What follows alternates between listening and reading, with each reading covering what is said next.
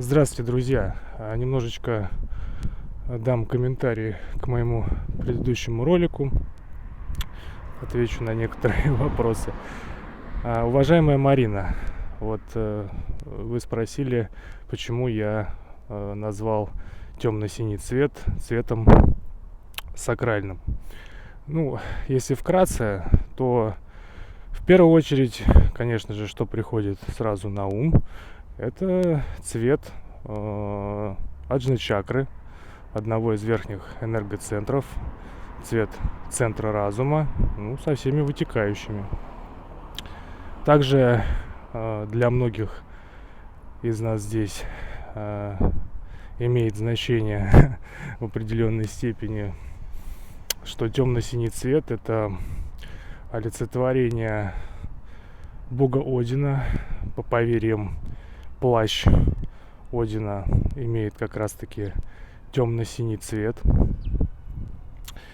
И темно-синий цвет – это цвет того самого вечернего сумеречного неба. Цвет трансформации, цвет знания, цвет такого переходного, перетекающего состояния.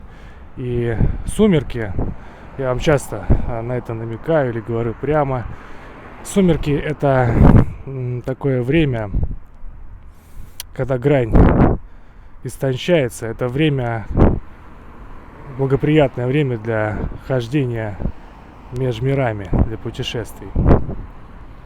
Поэтому, конечно, темно-синий цвет, он во всех, на самом деле, традициях, космогониях, мифологиях, часто отражается очень таким глубоким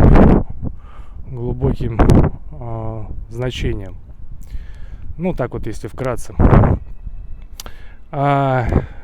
Дорогая Аза, дорогой Дмитрий, касаясь животрепещущей темы из прошлого ролика, какого же цвета носки купил себе западный ветер, хочу сказать следующее.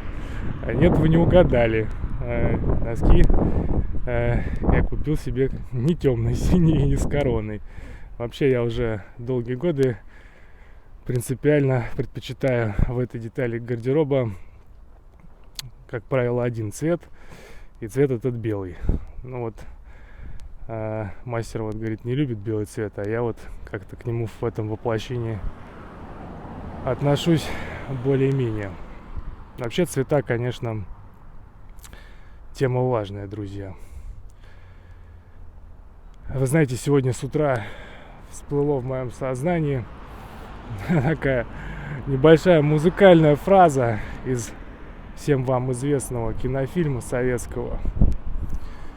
Скольких я зарезал, сколько перерезал, сколько душ я загубил. Часто в этой жизни, в этом воплощении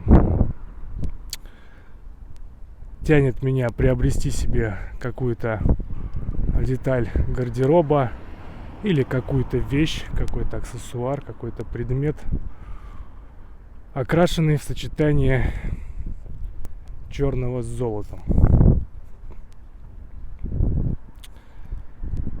Такие вот дела. Всего доброго, друзья. Хорошего дня.